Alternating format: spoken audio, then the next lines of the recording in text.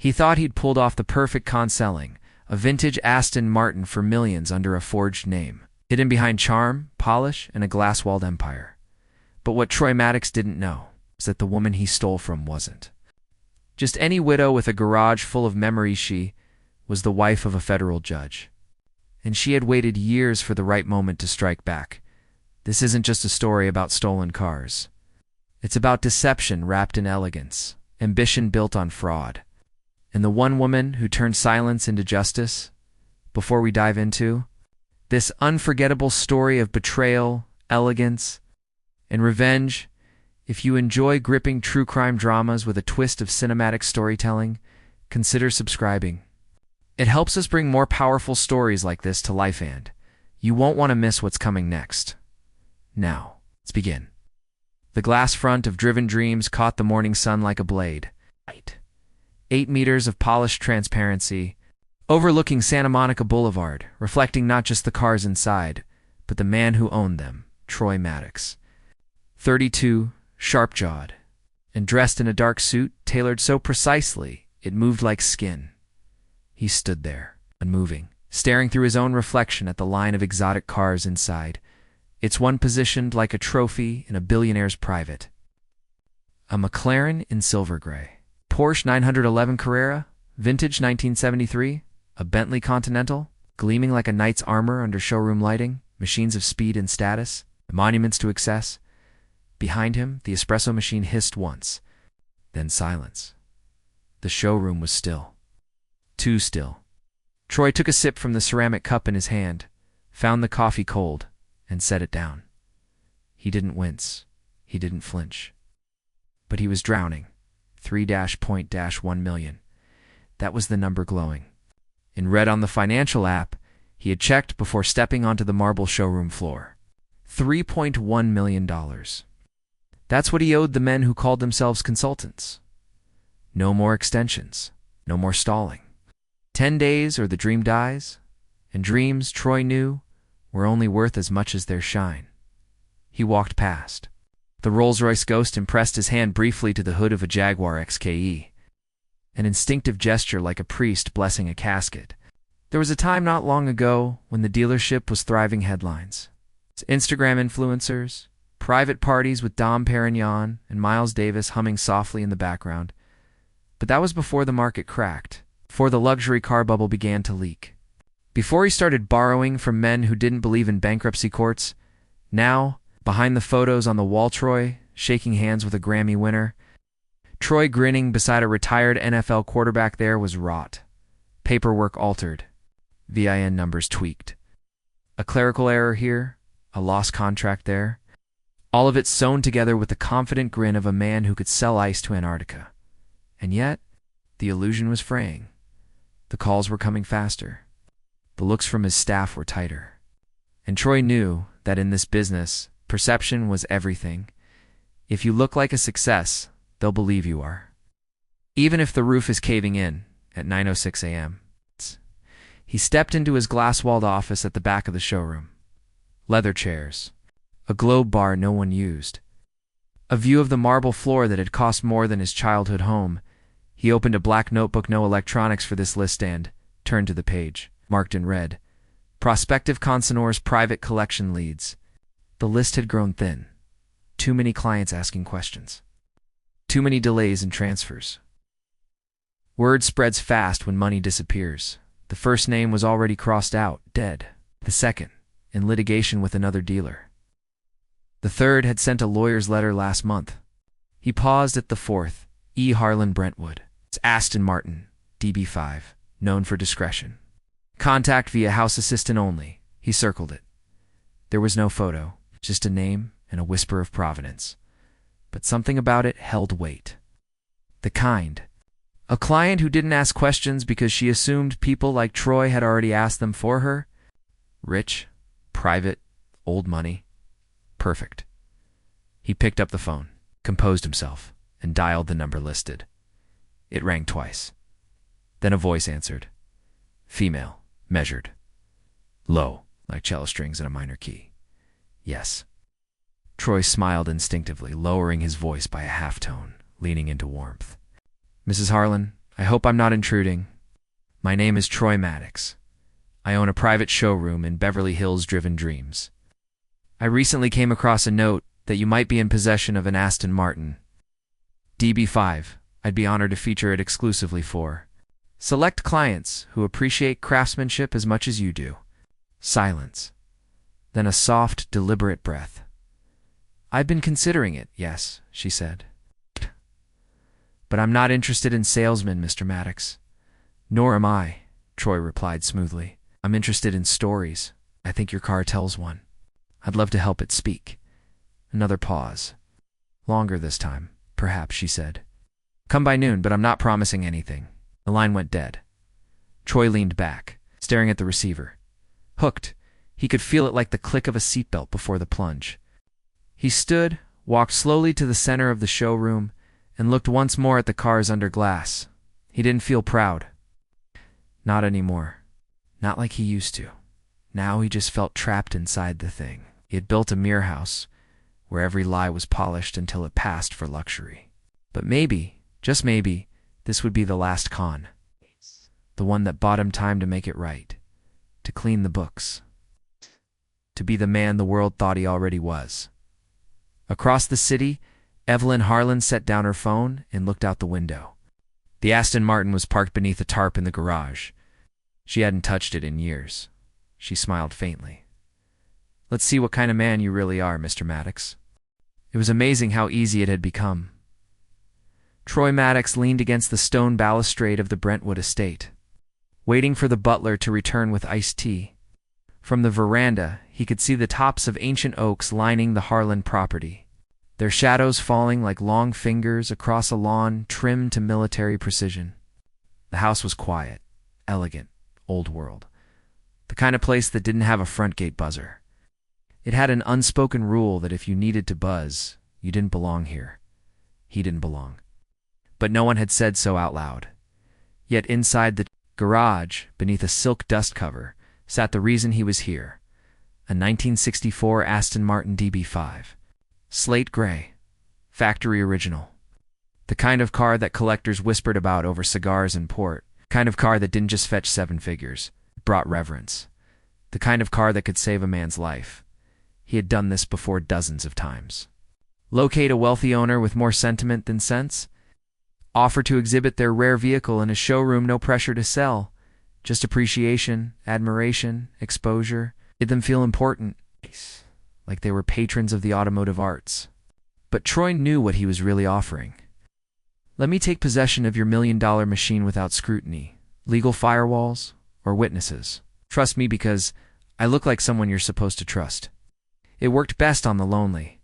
The nostalgic, the ones who still believed a firm handshake was safer than any contract. And Evelyn Harlan, despite the sharpness in her eyes, had the voice of someone who lived in a world where ink and seals were optional. She emerged from the French doors wearing a linen blouse the color of old paper and holding 2 glasses of tea, the ice already beginning to sweat. I hope you don't mind the quiet, she said, handing him one. I don't entertain much anymore. Quiet is a rare luxury, Troy said, accepting the glass. So is restraint. Both seem to live here. She smiled faintly and sat across from him. He noticed she didn't offer her first name again. She hadn't used it on the phone and she didn't now. Just Mrs. Harlan. It made the space between them formal, brittle. That was fine. He preferred it that way. It kept things clean. The car, she said, after a long sip. It belonged to my late husband. He loved it. I never understood why. It always smelled like gasoline and threatened to break down in traffic. That's the charm, Troy replied. The threat, the imperfection. They don't build character like that anymore. Now everything's computers and plastic. But that car, he paused, lowered his voice, and looked her in the eye. That car is history you can hear. A pause. Then she nodded once. I don't want to sell it, she said. Not now. Maybe not ever understood, Troy said. But what I'd like to do is give it a stage. No pressure. No signatures. Just let it breathe again. Let it be seen. You're very good at this, she said. He smiled. At what? Convincing people they want what you want? He let the smile fade just a little.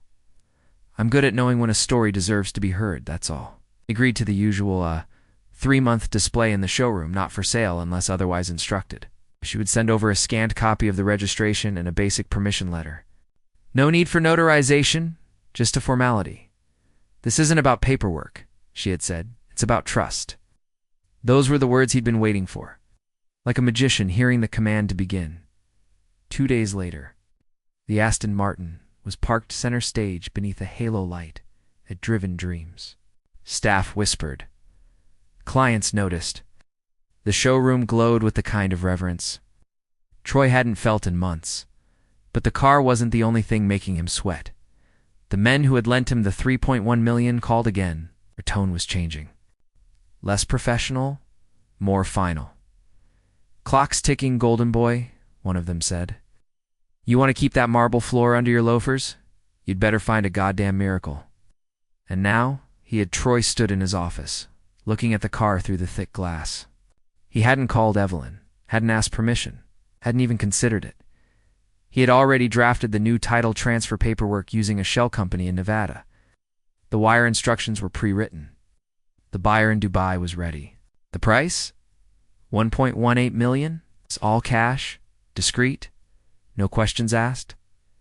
He ran a hand through his hair. The same hair he had colored last week because the grays were starting to show. He couldn't afford to look older. Age made people wonder what you'd lost.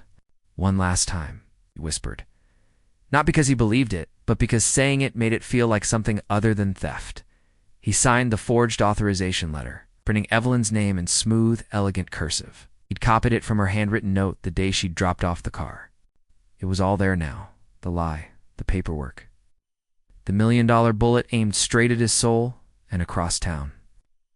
Evelyn Harlan read the confirmation of the sale on her encrypted FBI line. She said nothing. She made no expression. She merely underlined a sentence in the report and closed the file. Subject did not contact asset holder prior to transaction, and then, very softly, she said, Gotcha.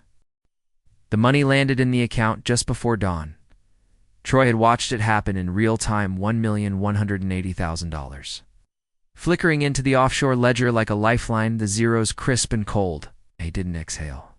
Not yet. He'd learned not to celebrate.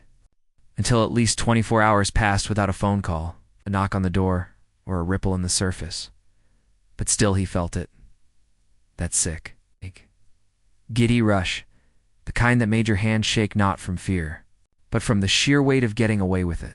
Again, he stood in the center of the showroom. At 6:12 a.m., lights still off. Single beam of sunlight crawling across the hood of the empty display space where the Aston Martin had been. Gone now. Loaded in the middle of the night into an unmarked container bound for Dubai. A clean deal. The buyer never came in. Person just a private agent. A handshake. A coded wire. You ever drive it? Agent had asked. Every car I sell, I've driven, Troy had said. A lie. He hadn't touched the Aston once, and yet it had touched him, haunted him even. There was something about that car dash, something ... watchful, as if it knew. Now it was out of his hands. So was the lie. So was the... Crime. Troy adjusted the cuff of his shirt and walked to his office. On his desk sat a chilled bottle of Dom Perignon from his private reserve. He popped the cork, poured a half glass into crystal, and sat in silence. He didn't toast. He didn't smile. He braced. The first sign something was off came at 9:47. It was small, barely noticeable. A man entered the showroom asking to view the DB5. He was well-dressed. Polite with the faint trace of a military bearing. Mid-50s. Conservative tie. Troy explained that the vehicle was no longer on display. Pity, the man said. My employer was interested. Thought it was still available. It never was for sale, Troy said, keeping his tone smooth. Display purposes only.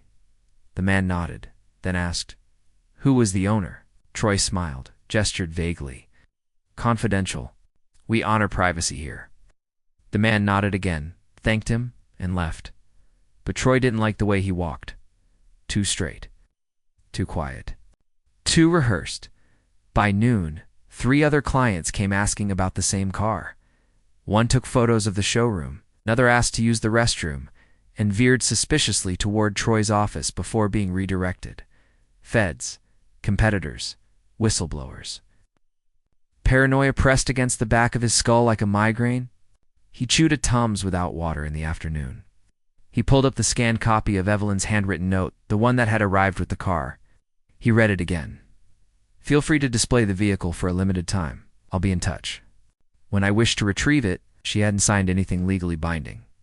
No bill of sale. No power of attorney. Just trust. He'd built his whole strategy around the assumption that she didn't want attention.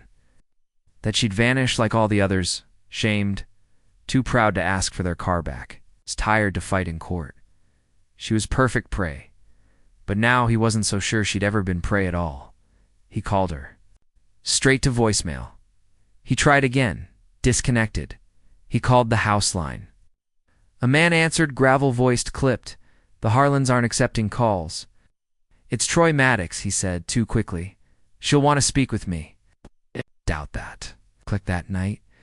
Troy drank 2 fingers of bourbon and sat in his car. Parked outside a downtown jazz bar, trying to forget the way her voice sounded. Not the tone, the content. There'd been something in her final words when he'd picked up the car. Something that didn't quite fit. "Don't let this car become just another number, Mr. Maddox. It has too much history for that." Back then, he'd thought she meant sentiment, but what if she meant evidence? The next morning, an envelope arrived.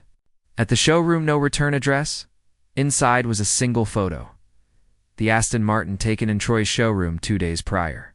But from a high angle, as if from a vent or security camera. On the back, in red ink, you looked good next to it. "Too bad you didn't ask." Troy dropped the envelope, hands shaking, jaw set. Someone was watching, had been watching, maybe since. Before the car even arrived, he paced the length of his office. Past the whiskey decanter, past the espresso machine, past the row of awards that now looked more like tombstones. He thought of calling his lawyer, but what would he say? "I sold a car I didn't own. Save my showroom to stay on top." It was no defense that didn't start with guilt. Across town, Evelyn Harlan sat in her library, sipping black coffee. A silent agent from the FBI handed her a report. She scanned the final line and underlined it with her pen. Subject: forged owner's signature on transfer paperwork. Never attempted contact prior to sale. She closed the file and looked out the window. The sun was rising, slow and golden. "He's in," she said softly. "Let the circle close." By the time the 6th person asked about the Aston Martin, Troy stopped pretending it was coincidence. He had rehearsed his lines, polished his tone, even fine-tuned the casual shrug when saying it had been removed from display. Third day, the questions became sharper. Too specific. Too synchronized. Too clean. One man asked what date the vehicle had been consigned. Another inquired whether it had ever been driven under showroom insurance. A woman, dressed like a tourist, asked if it had been appraised by an external agency. Question no actual buyer had ever asked him. And then she smiled. Too long, and left without taking a single brochure. Troy stood frozen beside the Maserati. Quattraport, as the showroom lights pulsed overhead, something was happening, and he no longer controlled it. That night, he opened a drawer in his home office, the one with the false bottom, and pulled out a manila folder. Inside, copies of every signature he had ever faked. One for a 2011 Ferrari that was technically never owned by the consignor. Another for a Bugatti sold before the original paperwork had even arrived from Monaco. And now, Evelyn Harlan's, her handwriting was neat, deliberate. When Troy had copied it for the forged authorization, he hadn't thought twice. Just a few swirls, a few confident loops. It's just ink. But now, looking at it under the cold white light of his desk lamp, it didn't feel like ink anymore. It felt like blood. The contract was flawless. Technically, the signature matched the original note. The notarization was through a firm in Nevada that had never asked questions. The receiving company, Crestfield Holdings, was based in the Caymans. It was created 3 years earlier precisely for this kind of job. Troy had built a system, so well-oiled it could run even if he died. But what he hadn't built was a way out, if someone ever called it what it was: fraud, wire fraud, interstate commerce manipulation, grand theft auto across federal lines, a cocktail of charges that added up to the end of everything. And now they weren't just knocking, they were circling. The next day, an IRS agent visited the showroom, not announced, not in uniform. It's just a thin man in a gray suit with a polite smile and a federal badge tucked into a leather wallet like a calling card. Just doing some routine due diligence, he said. Mind if I ask about your offshore holdings? Troy kept his face still. He'd practiced that expression in mirrors and depositions. I don't hold any offshore accounts personally, of course, the agent said with a knowing nod. It's usually the holding companies that do. That night, Troy called the buyer in Dubai, or rather, his proxy, the broker who had facilitated the deal. We need to delay any transfers, Troy said. Just a precaution. The car may be flagged. Too late, the voice replied. The car's already gone. I should assume it's being watched. Watched by who? Silence, then. Who isn't? The line went dead. At 3 a.m., Troy went back to the showroom alone. The building was dark, humming faintly with electricity. The glass reflected his shape like a ghost, blurry, indefinite. He walked to the spot where the Aston had once sat. Just a square of polished marble now. Empty, hollow. That car had been the tipping point. The one lie too perfect, too tempting. The lie that had felt like a victory, and now it felt like an anchor. He turned toward his office, but stopped cold. On his desk, under a single lamp left on, sat an envelope.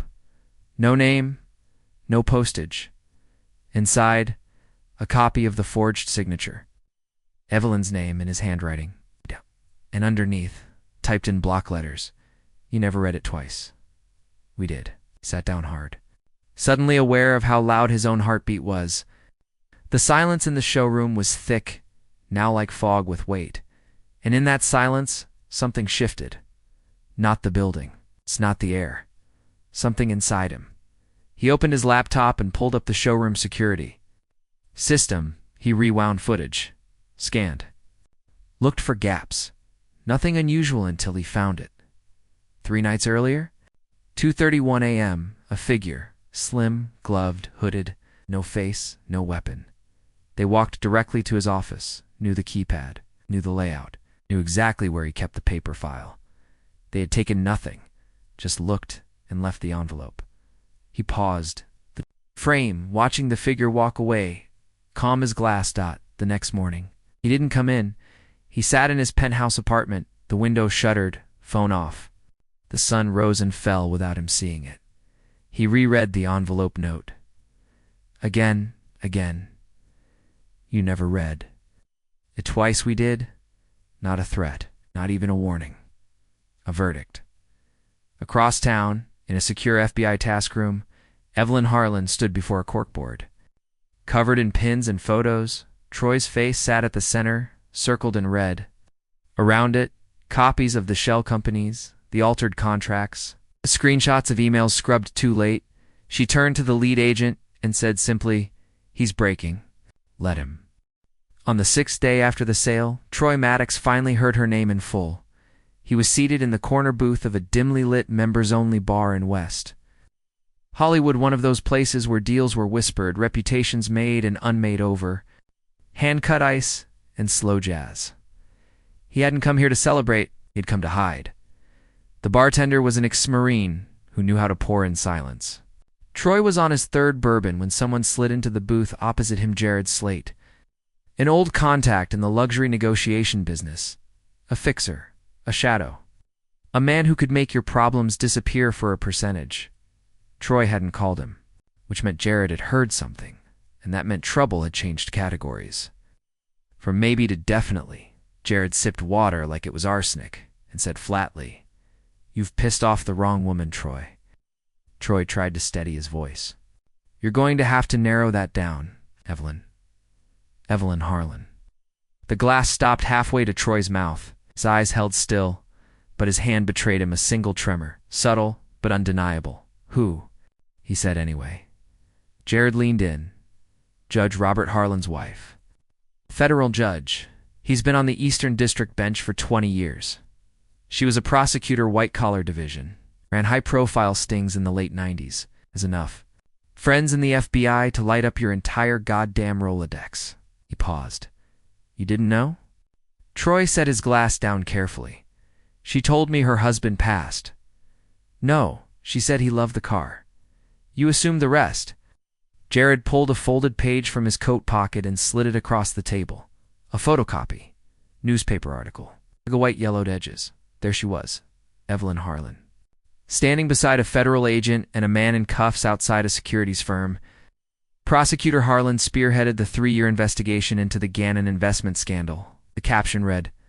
Troy stared at the photo, same sharp eyes, same stillness, same expression that didn't reveal anger or satisfaction or pity, just finality.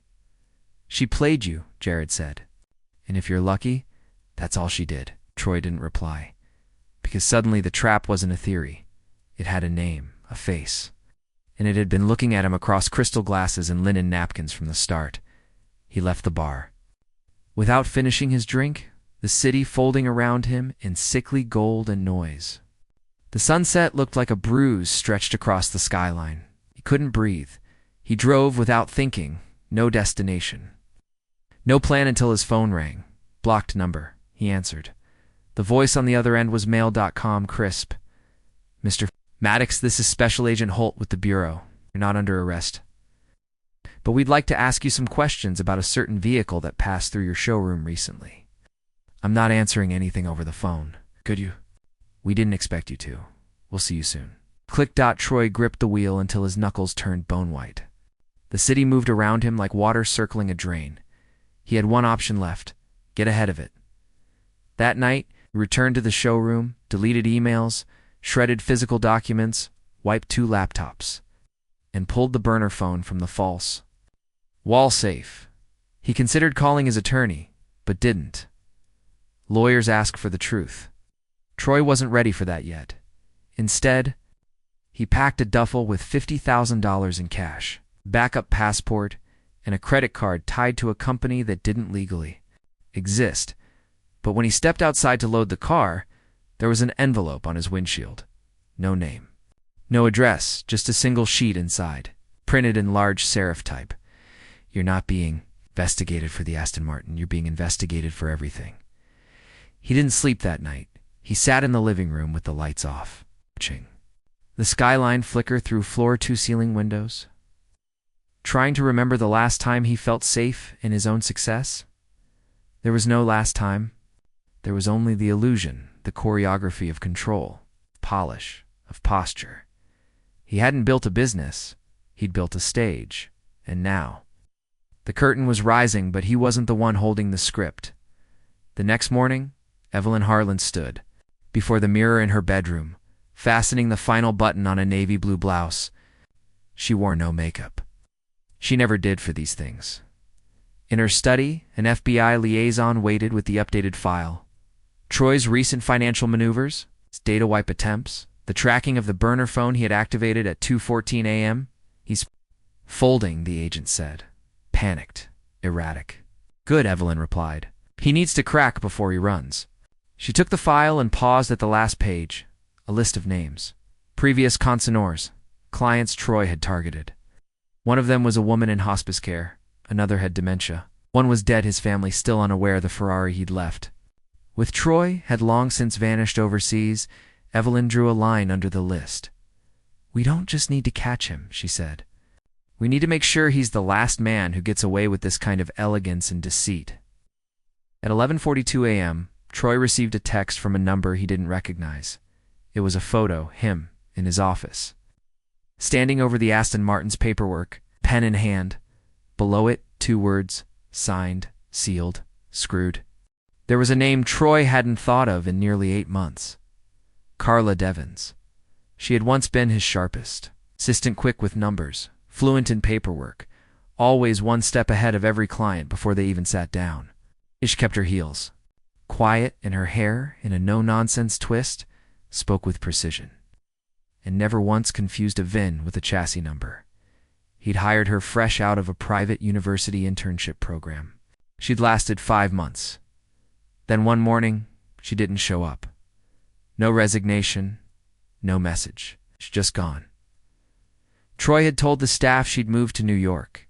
He'd told himself the same thing. But now, Carla's name had reappeared in a file, delivered by an anonymous courier to his penthouse door, along with the note, "The car wasn't your first lie. We're counting backward now." He didn't sleep that night. Not because he felt guilty, but because he wasn't sure what evidence had survived. He went back to the showroom at 3:17 a.m. When the streets were empty and the air hung heavy with silence, the security guard barely glanced at him. Troy entered through the rear loading dock, bypassing the motion sensors with the override code only he and Carla had ever known. He took the elevator to sublevel, to a floor not listed on any map. Technically, the basement of Driven Dreams had been zoned as a storm shelter when the building was first purchased. But Troy had converted it quietly into a private archive: paperwork, server backups, physical contract logs, and more. Importantly, the things he didn't want anyone to ever see again. The air was cold, metallic. His footsteps echoed down the concrete hall. The walls were lined with locked storage cages, one for each fiscal quarter. Rows of steel cabinets neatly labeled. Troy had always kept his sins organized. He unlocked the cage marked Q3 last year, pulled the overhead bulb to life, and began rifling through file boxes. Like a man searching for a buried fuse, he found it in the second drawer from the bottom. Devon's Carla manila folder. 2 inches thick. The top sheet was her NDA. The second, her tax forms. Then came the logs. Weekly reports. Notes she'd written in tight-looped cursive, but halfway down the stack, Troy froze. There it was. A letter she'd never sent, to whom it may concern. If anything happens to me, if I disappear, if I'm fired, if someone claims I've moved, ask about the McLaren deal. Ask why the car left before the consignment date. Ask who signed the transfer. Ask why Mr. Maddox destroyed the original forms. C.D. Troy stared at the page. His pulse roared in his ears. He remembered that deal. A McLaren brought in by a private collector, paperwork delayed, insurance not yet activated. He'd sold it anyway, forged the date, and paid the client just enough to make them go away. But Carla had known. He had seen her standing by the printer. One night, holding the wrong version of a contract. Her face hadn't shown fear, just disappointment. And that, somehow, had been worse. He'd asked her to stay late the next evening to review inventory discrepancies. She never came back after that. Troy closed the file and leaned against the cold steel cabinet. "I didn't hurt her," whispered. "I didn't do anything." The phrase felt rotten in his mouth, because doing nothing was sometimes worse. Upstairs, the security system logged a silent ping. External device had just accessed the network. A duplicate surveillance feed was now being streamed to an off-site location. No, alarms went off because the Bureau had built this trap perfectly. At 7:14 a.m., Troy emerged from the service stairwell. He hadn't changed clothes. He hadn't showered. He looked like the ghost of the man on the showroom brochure.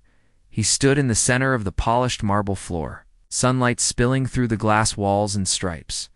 His reflection stared back, cracked slightly by the curvature of the showroom dome. He was unraveling. And worse, he was starting to remember why Carla had vanished. Later that afternoon, Evelyn Harlan sat in a briefing room at the Bureau's West LA field office, watching surveillance footage in silence. The screen showed Troy in the basement. Hunched over the Devon's file, the agents didn't speak. They didn't need to. "He's returning to the scene." One of them finally said. "He's looking for leverage," said another. "No," Evelyn corrected, her voice cool and certain.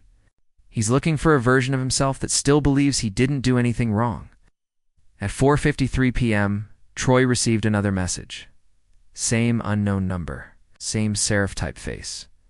This one had no photo, just a single line. Carla never clocked out, but we've punched in. He stared at the words for a long time, then crumpled the paper and shoved it in the trash, knowing someone, somewhere, had already seen him do it that night. He tried to call Evelyn. The number had been disconnected. The voicemail said simply, "This line is no longer monitored." And somewhere, in a room with no windows, Evelyn laid the Devons file on a table and said to the agents gathered, "This case isn't about a stolen car anymore. It's about how many people Troy Maddox buried beneath his charm, and how many are still alive to testify." The morning the agents came, the sun was perfect. Clear skies. A breeze just strong enough to ripple the flag above the marble steps of driven dreams. It's a kind of day made for convertibles and rooftop cocktails. The kind of day that said, nothing bad can happen when the sky is this blue. Which was exactly why. Troy didn't see it coming. He was standing in front of the showroom's glass facade, arms folded, wearing a navy blazer that concealed the tremble in his wrists. His smile, once weaponized, had faded into something brittle. He was talking to a couple from Laguna Beach about a Rolls-Royce Phantom they'd seen on his Instagram. They were about to ask a question, something about the leather interior, when they noticed the black Suburbans turn in the corner in tandem. 3 of them, no sirens, no rush. Just silent authority, like thunder that had already landed. Troy turned, froze. He didn't run, he didn't speak. He only watched as the vehicles rolled to a smooth stop outside. His empire of steel and glass, the lead agent stepped out. Aviators. Standard issue blazer, earpiece tight to his jaw. Behind him, Evelyn Harlan emerged. No sunglasses, no makeup, hair tied back in the same no-nonsense bun she'd worn in courtrooms a lifetime ago. She didn't look at Troy as she walked past him only. At the showroom, the building she'd never stepped foot in. Damn, until now. Federal search warrant, the agent announced. Step aside, sir. Troy didn't move, not out of defiance, but because for the first time he didn't know what version of himself he did. Was supposed to be the polished dealer, the wrongfully accused, the man with the plan. They all seemed distant now, thin. He stepped back, quietly, and watched the myth of his life begin to dismantle. Inside, the agents moved with military choreography, fast, efficient, unflinching. Drawers opened, cabinets emptied, flash drives cloned, laptops bagged. 2 agents took the elevator to the basement. Evelyn followed. She didn't need a tour. She knew exactly what was down there. Sublevel 2. The elevator doors opened with a sigh, revealing the hall Troy had walked so many times. But this time, it was different. This time, there were no shadows to hide in, no safes that wouldn't open, no lies that wouldn't be tested. Evelyn stepped into the cold space like a surgeon entering an ORCOM, clinical, already knowing where to cut. The agents broke open the cage labeled Q3 inside. They found 4 folders marked with the names of previous consignors, 2 of whom were deceased, 1 of whom had never been paid, a stack of forged documents bearing Troy's signature in multiple iterations, a hard drive tucked inside a hollowed-out exhaust manifold containing transaction records for overseas shell accounts, all routed through holding companies in Belize, Panama, and the Isle of Man. But the worst was farther back. A sealed cabinet, bolted into the foundation. The lock was commercial grade. They cut it open inside. In a vacuum-sealed storage bag, Carla Devon's work ID badge, her name tag, and her handwritten notebook open to a page circled in red. McLaren sold illegally. Fake title created, client unaware. Need Dax soon? The room went still. Evelyn closed the cabinet gently, then turned to the agent beside her and said, "Issue the arrest warrant. We're done waiting." Upstairs, Troy was pacing the showroom floor like a man trying to memorize his final performance. His lawyer had arrived, breathless and half-wrung in his tie. "Don't say a word," he hissed. Not one. But it was too late. The agents were already walking toward him. "Troy Maddox," the lead agent said, unfolding the warrant with a practiced flick. "You are under arrest for wire fraud, interstate transportation of stolen property, obstruction of justice, and criminal conspiracy. Troy didn't resist. He simply raised his hand slowly, almost with relief, as if the weight of pretending had finally become too much. They cuffed him in silence. The cameras outside snapped. Reporters called his name. Employees watched from inside with a strange mixture of pity and clarity, and Evelyn Shee stepped aside, letting the agents do their work. As Troy passed her, he finally looked her in the eye. She returned the look, not with triumph, but with truth. "You were never hunting cars, Mr. Maddox," she said. "You were hunting people's trust, and you used their dreams to do it." He said nothing, because what could he say? She had known from the start. Not just what he'd done, but why. An hour later, Evelyn stood alone in the now empty basement, watching the last agent seal the evidence crates. On a small side table, she saw something she hadn't noticed before. A framed photograph faded. It showed a much younger Troy, maybe 22, standing beside a beat-up Dodge Challenger with a sales tag stuck to the windshield. He looked proud, honest. Even not yet consumed by polish, not yet devoured by the need to dazzle. She picked it up, held it for a moment, then set it face down upstairs. The light caught the chrome of the Rolls-Royce in the showroom window. It gleamed, but somehow it looked cold now, like a mask someone forgot to take off. The first headline appeared within the hour. Luxury dealer Troy Maddox arrested in multi-million-dollar fraud ring. Then came the hashtags. Then the panel shows. Then the vultures. By sundown, the name Troy Maddox had gone from exclusive to infamous. A week ago, he was negotiating over beluga caviar with tech millionaires. Photographed beside gull-wing Lamborghinis and champagne-flooded charity galas, his image had adorned the covers of Velocity and Modern Collector, a man of vision, refinement, and instinct. Now, his mugshot trended on every screen in America, hair unkempt, eyes bloodshot, collar stained with sweat. The internet feasted. Another. "Snake in a suit," one post read. "Polish a fraud long enough and you get Troy Maddox," said another. And worst of all, from one of his ex-employees, "We always knew something was off." He looked honest, but his office never had windows. In the sterile interview room of the Federal Holding Center, Troy sat across from his attorney, wrists still cuffed to the steel table. He wasn't fighting, he wasn't begging, he was watching. The mirrored glass across the room, watching himself.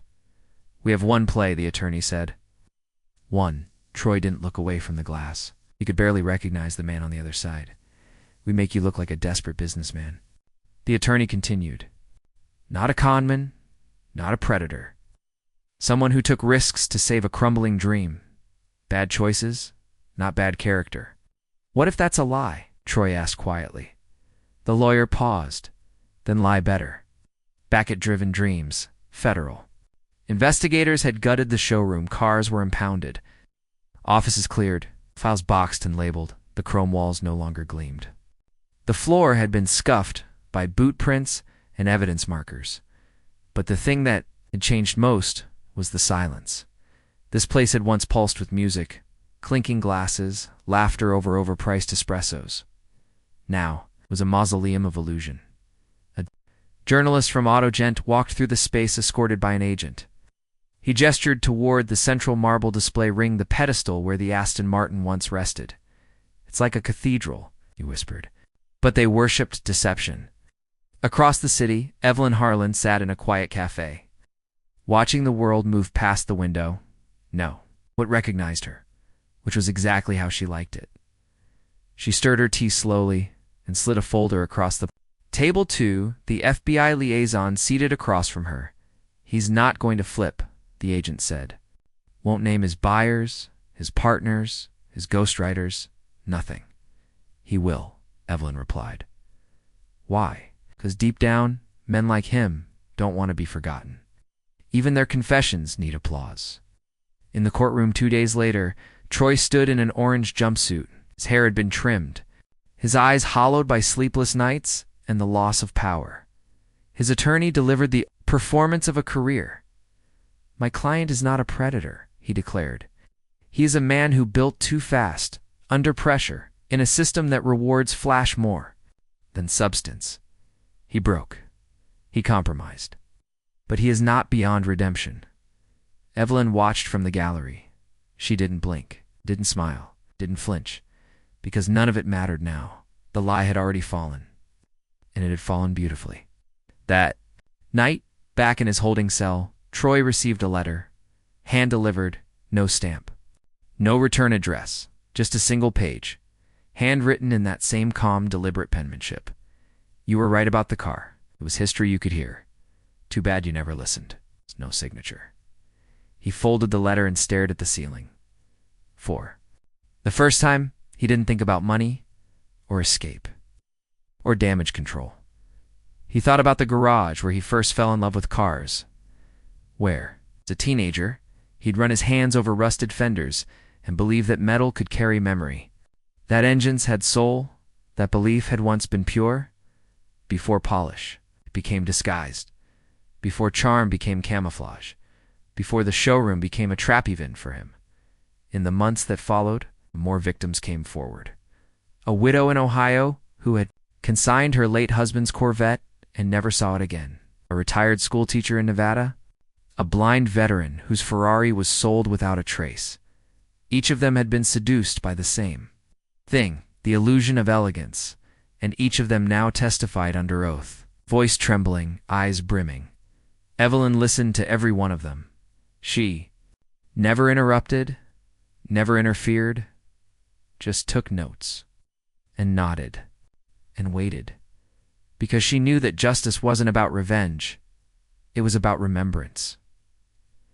Troy sat in his cell. Trial pending. Legacy scorched. He spent hours staring at his reflection in the stainless steel toilet, and one night he whispered to no one, "What if I really believed it was legal? Would that make it true?" Silence didn't answer, because it never did.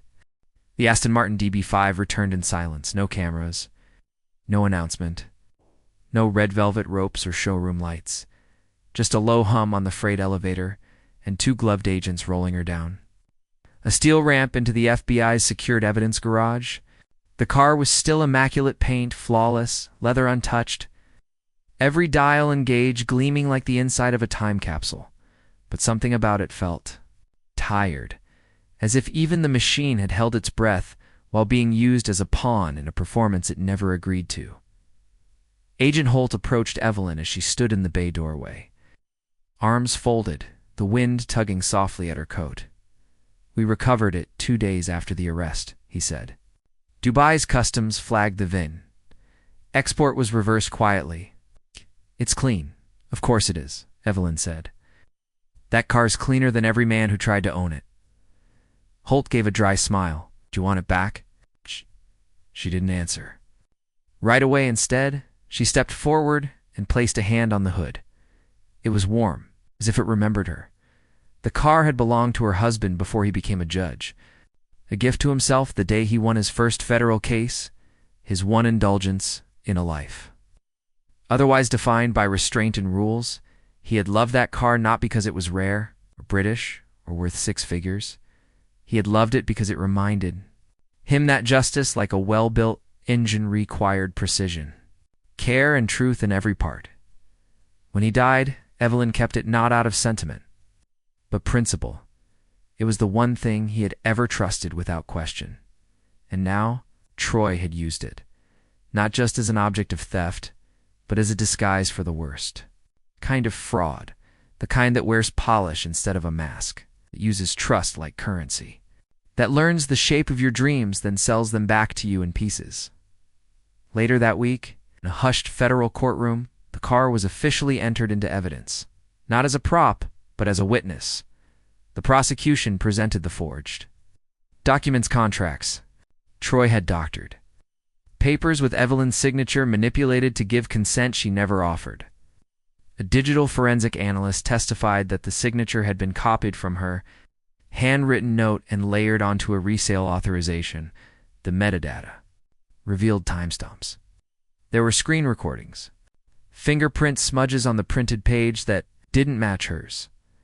The car sat outside in the building's secure lot, immobile, but every detail of its paperwork, its sail, its silent journey across oceans, all of it spoke. Troy watched the trial. From the defendant's seat, clean suit. Hair parted but not polished.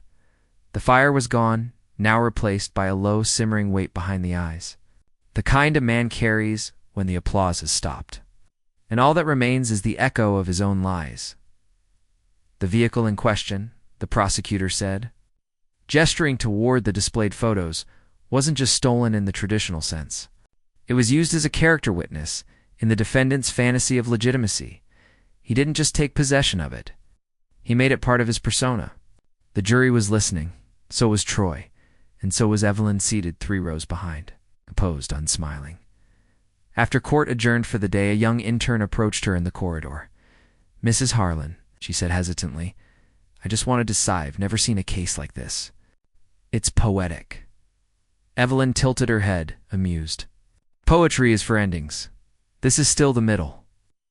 "But it's justice," the intern offered. Evelyn looked at her for a moment before replying. "It's a start." That evening, back at the evidence garage, Evelyn asked for one moment alone with the car. The agents obliged. She stood beside the Aston Martin for a long time, just listening to the silence of the space. Then softly she whispered to it, "You saw him, didn't you? The way he looked at you, not with love, with ambition." She traced the edge of the driver's window with one finger. "That's why you'll outlast him, because you were built to run. He was built to pretend." In his holding cell that night, Troy asked his attorney a question he hadn't asked before. "Do you think, if I had actually cared about the car, really loved it like she did, would that have saved me?" The attorney blinked. "No, but it might have made you. Worth saving." The sentence came down on a rainy Tuesday. The kind of rain that doesn't lash or roar but simply falls with quiet, unwavering patience. As if the sky is gently rinsing everything that can no longer stay clean. Troy Maddox, 17 years federal. Time. Eligible for parole in 9. Asset seizure. Lifetime financial monitoring. The courtroom was still when the judge delivered it. No gasps, no breakdowns. Just the ticking of the clock behind the bench and the sound of pens scratching on legal pads. Troy didn't flinch. He sat straight. Hands folded in front of him like a student waiting for final grades, not a man about to lose nearly 2 decades of his life. Evelyn was there, seated in the second row, this time not as a witness, not as a strategist, just a citizen. Just a woman watching justice land, not with a bang but with precision. After the sentencing, Troy was escorted through a side door, shackles clinking softly. He didn't look back, not at the courtroom, not at his attorney, not even at Evelyn, because he knew something he hadn't understood until every car was gone. Ivory. Every title revoked. Every lie illuminated. It had never been about the Aston Martin. It had been about the hollow echo inside him that needed something beautiful to disguise how little was underneath. 2 weeks later, Evelyn stood in her late husband's old garage. It smelled like motor oil and memory. The Aston Martin sat there again, under a soft gray cloth, quiet, unassuming hers. She didn't start. She didn't even sit inside. She simply stood at a distance, breathing in the stillness. She remembered when her husband brought it home. He hadn't roared up the driveway or revved the engine to show off. He'd pulled in slowly, parked it precisely, walked in smiling like a boy who'd just found a compass. "It listens when you drive," he'd said. "It doesn't obey. Converses." Now, after all the noise and theater, the deception and spectacle, was here again, still listening. In his prison cell, Troy wrote his first letter, not to Evelyn, not to the press, to Carla Devon's family. It was short. It didn't ask for forgiveness. It simply told the truth. How he had manipulated the company books. How Carla had found inconsistencies. How he'd tried to scare her, then silence her not physically, but with power. How he hadn't even checked where she went after she walked out that night, because in his world, someone disappeared quietly. They were probably guilty of inconvenience. Months passed. The world moved on. Another scandal took headlines. Another billionaire tripped on his own illusions.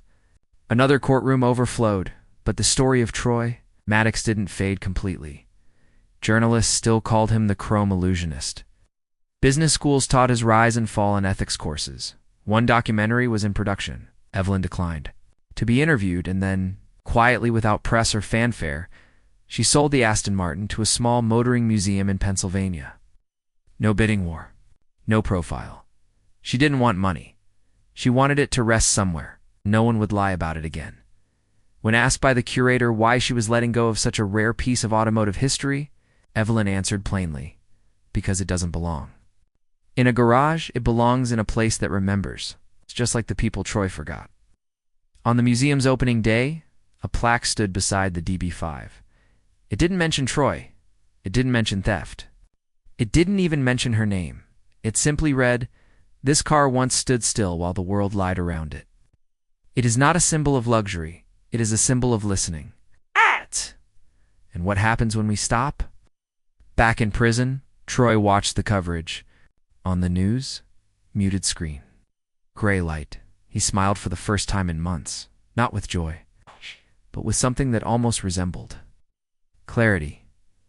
Because Noat Lassie understood something his father had once told him, and he'd long dismissed. If you spend your life pretending to be elegant, you'll forget how to actually be real. He turned off the television, and for once there was no echo in the room, just the sound of rain on concrete and the memory of an engine that never needed to lie to be heard. And now I'd love to hear from you. Where are you watching from? Weather. It's a small town tucked between mountains, a quiet coastal city. Or somewhere far across the ocean, your stories and thoughts always add something truly special to this space. So don't be shy, leave a comment below.